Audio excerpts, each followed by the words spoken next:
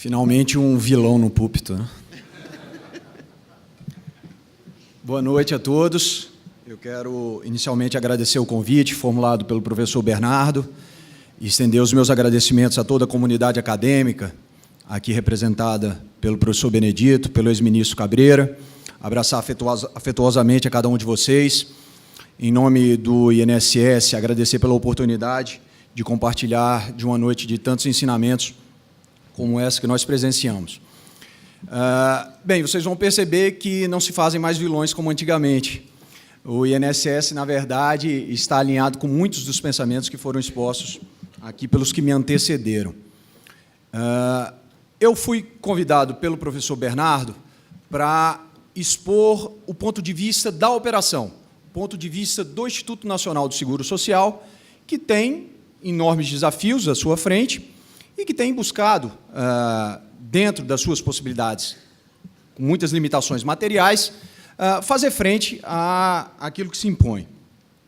Eu, ainda que não me caiba fazer discussões mais profundas ou elucubrações mais profundas acerca da proposta de reforma da Previdência, eu quero começar essa minha intervenção fazendo uma pequena brincadeira. Eu diria que se a reforma da Previdência fosse uma obra literária, ela seria um conto de 3 gerações no melhor estilo O Tempo e o Vento, de Érico Veríssimo. Aqui, nesse ambiente, nós temos essas 3 gerações bem representadas. Temos aqui os baby boomers, aqueles que nasceram depois de 1945, depois no pós-guerra, e que nasceram até 1968, que já se aposentaram ou que estão na iminência de fazê-lo.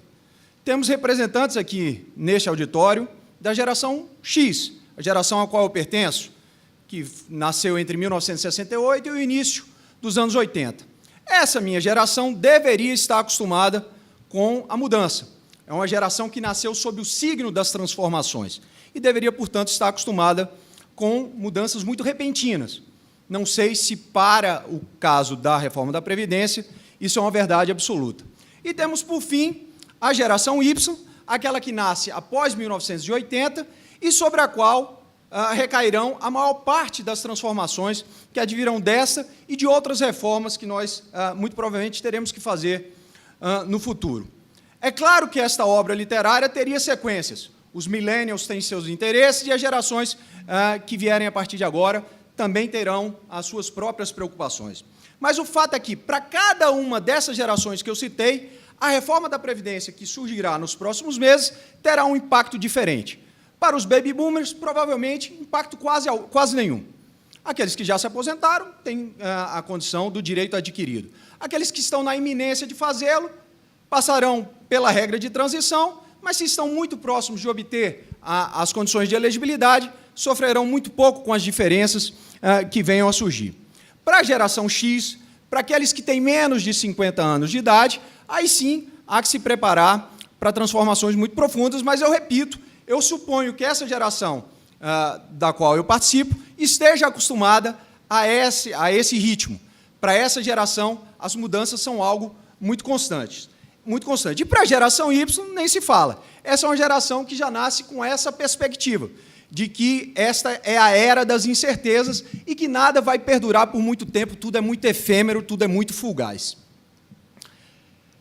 Mas antes de eu entrar naquilo que me foi proposto, que é discutir a operação do ponto de vista do Instituto Nacional do Seguro Social, eu quero fazer uma síntese de tudo aquilo que foi dito pelos que me antecederam e que vai ser relembrado ao final dessa minha intervenção.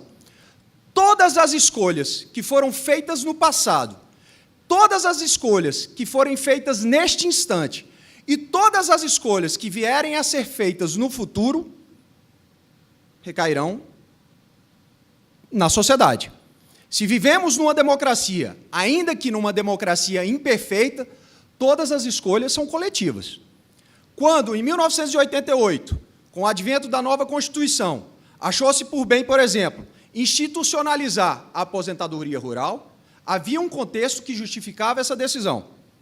Supunha-se, eu acho que de forma muito adequada, que uma parcela significativa da população, que naquela época montava a 20%, 25%, 30% da população, que não tinha tido acesso à educação formal e que habitava os rincões mais distantes do território brasileiro, não teriam condições de se inserir no mercado de trabalho e, portanto, era mais interessante, do ponto de vista da coletividade, dar algum tipo de compensação social pecuniária naquele instante para que aquelas pessoas não migrassem, por exemplo, para os grandes centros. Esta foi uma escolha social. E é bom se lembrar disso, porque hoje este ponto é extremamente questionado. Mas em 1988, quase nenhuma voz se insurgiu contra isso. Até porque, eu repito, aquele contexto justificava esse tipo de decisão. Portanto, tudo o que nós temos hoje, tudo o que nós podemos ter a partir dessa discussão que se instaurará no Congresso Nacional amanhã, é fruto das decisões coletivas da sociedade. Repito que, ainda que estejamos vivendo uma democracia imperfeita, com todas as falhas que nós acompanhamos no noticiário diuturnamente, nós vivemos uma democracia. E aqueles que nos representam, portanto, devem ser caixa de ressonância da vontade da coletividade.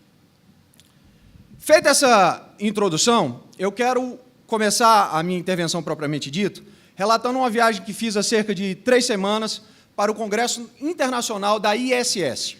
A ISS é o organismo internacional que congrega os homólogos do INSS, institutos de seguridade social espalhados por todo o mundo. São mais de 330 afiliados de 158 nações. E eu tenho uma boa e uma má notícia do que vi e ouvi nesse congresso realizado no Panamá. A boa notícia é de que nós não estamos sozinhos no universo. Todos os problemas que nos afligem o INSS como autarquia e afligem a sociedade brasileira, parecem ser a bola da vez na maioria absoluta das nações, sejam elas países desenvolvidos ou nações ainda em desenvolvimento. A má notícia decorre justamente dessa percepção. Esses outros países ainda não encontraram fórmulas perfeitas para que nós pudéssemos sobrepujar os desafios desse admirável mundo novo. O que eu posso dizer é que a palavra de ordem, não só no Brasil, como em todos os países do mundo, é mudança. E, uma vez mais, eu tenho que convocar a geração X e a geração Y, que deveriam estar afeitas a esse novo paradigma sociológico, para fazer uma reflexão sobre uma era em que estaremos cada vez mais sujeitos a transformações bruscas e repentinas. O que há de fio condutor nas discussões mundiais? O leitmotiv de tudo que se fala hoje em matéria de reforma da Previdência decorre de um trinômio. Esse trinômio foi praticamente todo debulhado nas apresentações que me antecederam. O trinômio está calcado nas mudanças demográficas, no novo perfil do trabalho, vis-à-vis a incorporação de novas tecnologias e no aumento das expectativas públicas. Nesses 3 grandes conjuntos de variáveis se encerram os grandes desafios do sistema brasileiro e do restante do mundo. Se nós conseguíssemos enfrentar a racha da mudança demográfica, se nós conseguíssemos enfrentar as transformações tecnológicas que vão fazer com que nós percamos inúmeros postos de trabalho formais, e se nós conseguíssemos mostrar à sociedade que as expectativas talvez estejam um pouco acima do que os estados nacionais podem oferecer, muito provavelmente nós teríamos resposta para todos os problemas. Mas isso não é simples, como vocês viram nas exposições dos que me antecederam, e como vocês veem nesse debate que é feito todos os dias no Brasil. A consequência de tudo isso é que uma nova arquitetura se impõe. Mas mais grave do que a imposição de uma nova arquitetura é a percepção de que, ainda que nós façamos esse travejamento, ou seja, ainda que nós tenhamos essa nova arquitetura daqui a 1 ou 2 anos, nós estaremos sujeitos à obsolescência dentro de 5, de 10, de 15 ou de 20 anos. O que há de mais angustiante é perceber que precisaremos fazer uma reforma agora e não teremos a convicção de que essa reforma que será feita atenderá a todos os desafios desse mundo novo que se coloca sobre nós. Eu disse que o primeiro dos desafios é a demografia, como foi posto por alguns dos que me antecederam. Há um custo, portanto, no envelhecimento da população brasileira. Como bem disse o professor Tafner, é algo a se comemorar, mas há um custo objetivo neste envelhecimento da população. O nível dos gastos públicos projetados em aposentadorias e saúde no mundo inteiro, vai crescer vertiginosamente. A Seguridade Social, como explicou o professor Bernardo, é composta da assistência, da previdência e da saúde, pois os gastos públicos no mundo inteiro crescerão num ritmo alucinante. Segundo uma projeção do FMI de 2015, ceteris paribus, ou seja, se nada for feito, em 2015, nos países desenvolvidos, se gastará, em média, terá se gastado, no ano passado, em média, 16,4% do PIB com saúde em previdência. Em 2050, esse número saltaria para 21,4% do PIB. E em 2100, esse número beiraria a casa dos 25%. Ou seja, nas nações desenvolvidas, se nada for feito, até 2100, um quarto de tudo que os cidadãos daqueles países produzem se transformará em gastos de saúde e de previdência. O ritmo nos países em desenvolvimento, o ritmo de crescimento é semelhante, muito embora os números sejam um pouco mais tímidos. Nos países desenvolvidos, 16,5% em 2015, nos países em desenvolvimento, 5,5%. Em 2100, se gastará nos países desenvolvidos 25% e nos países em desenvolvimento 16,1%. Isso faz com que todos os países se preocupem muito com essas transformações demográficas. Numa pesquisa feita pela ISS, se mostrou que, dentre todas as nações, 61% dos países pesquisados têm como principal preocupação para o seu sistema de seguridade social as transformações demográficas. Aqui nas Américas, esse número sobe para 71%. Na Ásia e no Pacífico, que possuem populações mais jovens, o número é um pouco menor, cerca de 55%. Outro grande desafio do INSS e dos seus homólogos em todo o planeta diz respeito às alterações do mercado de trabalho em face da incorporação de novas tecnologias. Nós teremos severas alterações nos padrões do emprego. Teremos maior flexibilidade no tempo de labor, teremos novos arranjos trabalhistas. O maior exemplo disso, provavelmente, o mais palpável, mais tangível, mais compreensível hoje, seja o Uber. O Uber não se define como empresa. O Uber diz que ele é uma plataforma. E aqueles que prestam serviços para o Uber, se o Uber não é uma empresa, não são empregados, são prestadores de serviço. Ora, neste admirável mundo novo do serviço, nesse admirável mundo novo do trabalho, portanto, as relações trabalhistas serão muito distintas das que são hoje. Nós não teremos ali uma carteira de trabalho e não teremos que cumprir uma jornada. Muito provavelmente migraremos para um regime onde a maior parte dos nossos servidores, a maior parte dos funcionários, a maior parte dos trabalhadores serão trabalhadores autônomos. E isso impõe grandes desafios para a Previdência, porque a maior parte do nosso financiamento decorre, como foi mostrado por alguns dos que me antecederam, da contribuição daqueles que estão trabalhando e dos seus empregadores. Teremos também uma inflexão no tradicional e linear modelo de carreira. Ninguém mais vai ter uma carreira linear. Muito dificilmente nós sairemos da faculdade, iniciaremos um tipo de trabalho, um tipo de ofício e continuaremos a nossa vida inteira desempenhando aquele mesmo papel. Essa mudança para a economia digital, que alguns chamam de indústria 4.0, vai acelerar todas essas tendências. Muitas categorias vão ficar expostas a essas transformações e alguns tipos de trabalho simplesmente vão desaparecer. O financiamento, a prestação do serviço e o arcabouço legal dos sistemas previdenciários no mundo, em consequência, terão também que se adaptar. Segundo o Fórum Econômico Mundial, 45% das atividades laborais de hoje já podem ser automatizadas. Quer dizer, de cada 2 empregos, 1 já poderia ser substituído por uma máquina. 65% das crianças que hoje estão na primeira infância trabalharão em espécies de trabalho que ainda não existem. É este o desafio do INSS do futuro. Vejam, quando eu falei que talvez nós façamos uma reforma profunda e daqui a 5, 10, 15 ou 20 anos essa reforma pode se tornar obsoleta, essas transformações do mercado de trabalho deixam isso muito patente. Segundo o estudo da OCDE, de 2013, 16,5% dos empregos na comunidade europeia já eram de natureza autônoma. E, por fim, eu quero falar da elevação das expectativas da população. Vocês sabem que a seguridade, a saúde, a previdência e a assistência talvez sejam a face mais visível do Estado. O INSS está presente em 1.700 pontos de interface com a sociedade brasileira. São 1.700 agências. Temos 35 mil servidores. Pagamos benefícios a 33 milhões de cidadãos brasileiros. Para que se tenha uma ideia, se o INSS fosse um país independente, ele seria a quarta maior nação da América do Sul. Seríamos menores apenas do que o Brasil, a Argentina e a Colômbia.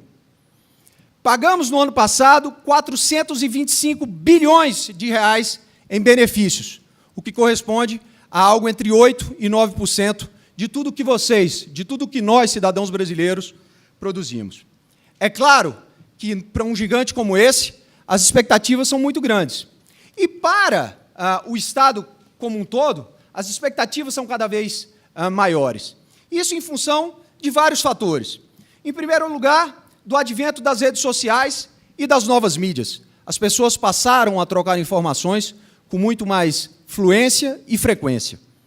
Temos também uma classe média cada vez mais ativa, não só no Brasil, mas em todo o planeta. E isso fez com que as pessoas estivessem mais conscientes acerca dos seus direitos.